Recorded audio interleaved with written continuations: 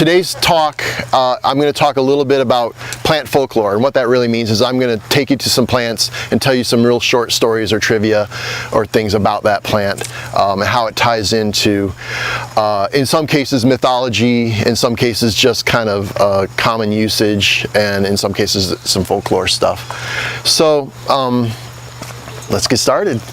If you guys have any questions or want to add anything to the story, that'd be great. I'd love to hear that. Tell us your name. Oh, my name is Dennis, and I work in the nursery part of the business, and that's it. Good. All right, welcome. Yeah, we've got 3 different divisions. There's the nursery, the gardens, and then research. Yeah, yeah. So what I... People work here. It depends on the season. Probably a low of 15 or 20 in the middle of winter, and we go up to maybe 50, 45 or 50 during the summer. Spring and summer. And we're whittling down right now in the fall. So do you get lots of students? Yes, a lot of the summer workers are students from the local colleges and sometimes the high schools and stuff. Yeah. All right. So what I'm going to do, I've picked out 5 of my favorite plants, and I'm just going to take you to them and tell you stories about them. And that's going to take us around the garden, and we're going to end up in the nursery, so you can shop if you want.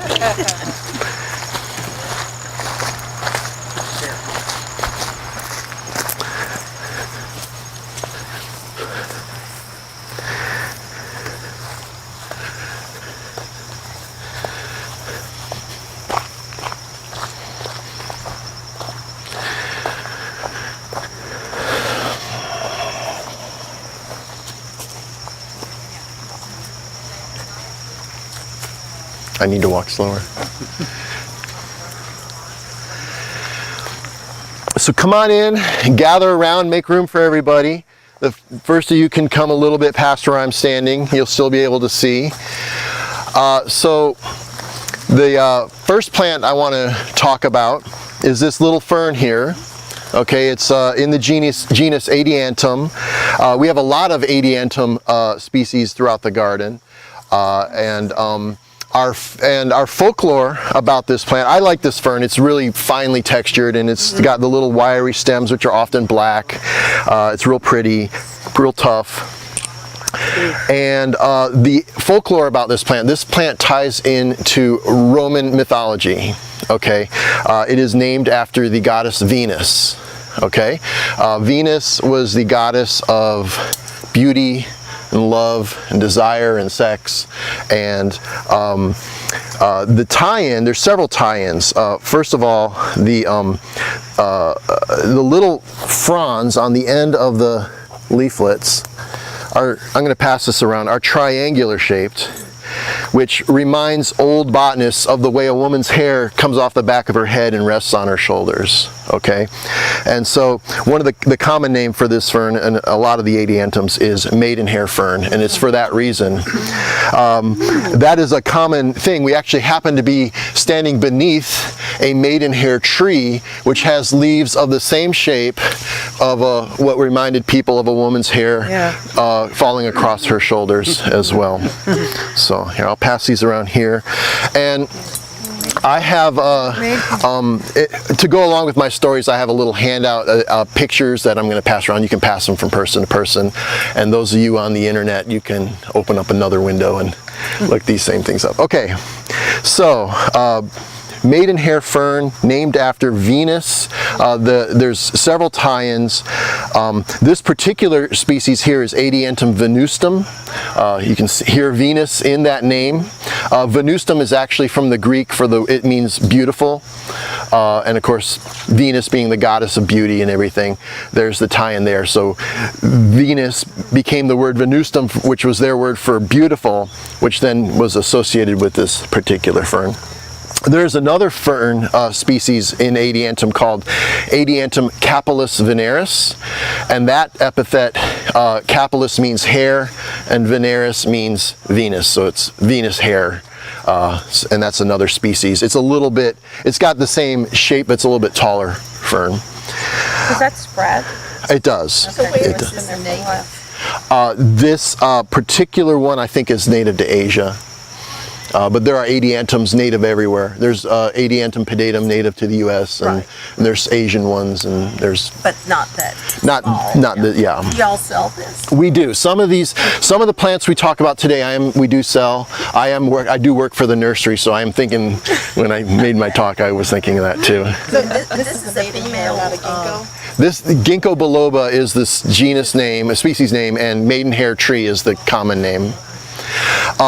This used to be called, there's an older name for this called the Maidenhair Fern, but in the Middle Ages, the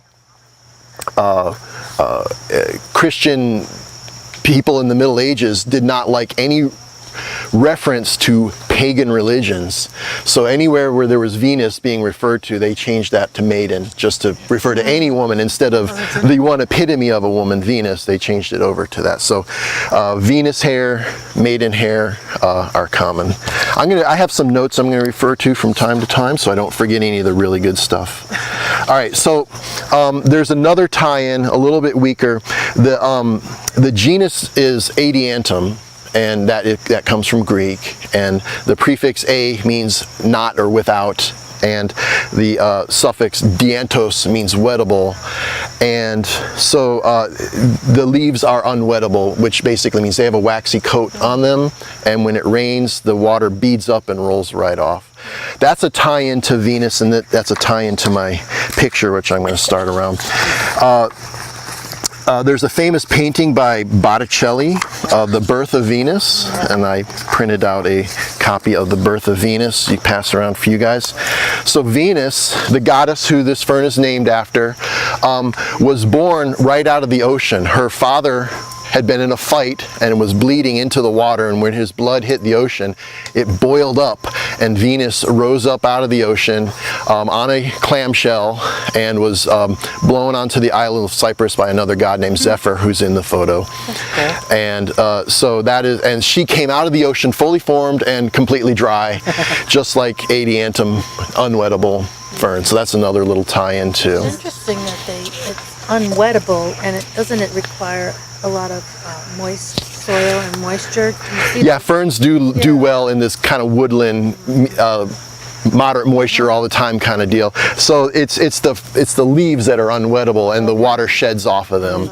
A lot of plants have a a lot of plants have a waxy covering on their leaves that shed water.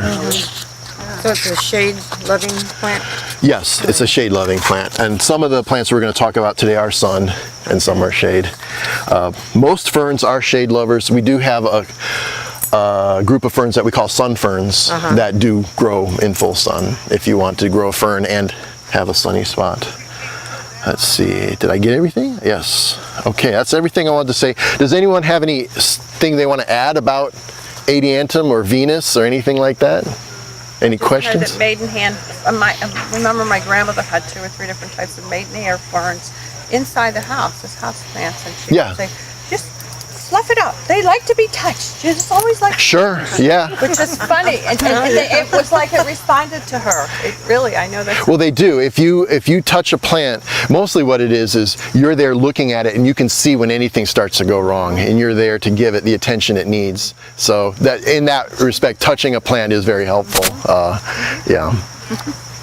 All right. Let's move on to the next plant. It's just this way. Pardon me.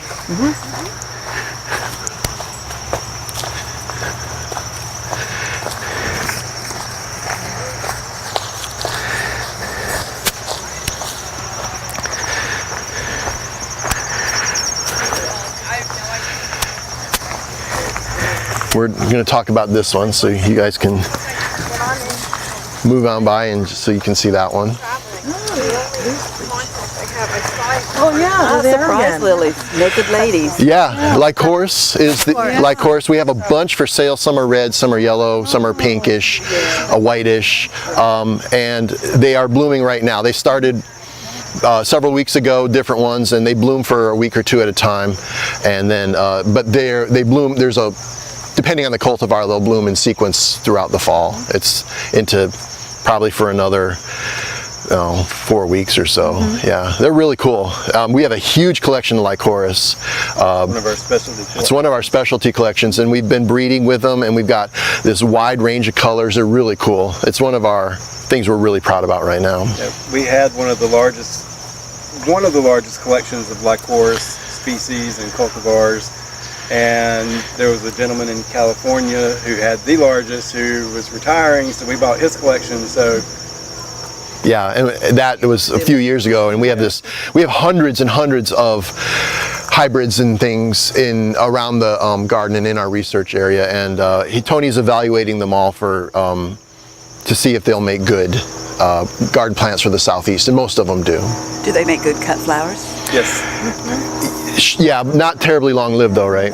when you cut them fairly fresh, like this one's still got a few buds and stuff left to open, they'll last about a week. Chris here is our resident cut flower and flower arranging expert. So the second plant I wanted to talk about is here by my right, and this is a plant called Acanthus. It's a leafy, kind of in form like a hosta. In my own garden, I use this in the same place I would use a hosta, in part shade and stuff. And it's got these really big, pretty leaves on them. In early summer, like late May and June, it puts up these tall stalks of purple and white flowers, and the flowers have bracts on them that are thorny. Actually, you don't go in and grab the flower because you'll get pricked. But and some of the species have spiny leaves, although this particular one doesn't. And this one is the one that I really like. So this plant, the folklore I have about it is that this ties into not Greek mythology, but Greek history and American history as well. So I'll get my picture ready. So the first thing I want to say about it is in Greek history there was this city-state called Corinth, and there was this architect in Corinth. There's this architect in Corinth named Callimachus, who would go around and design buildings and things.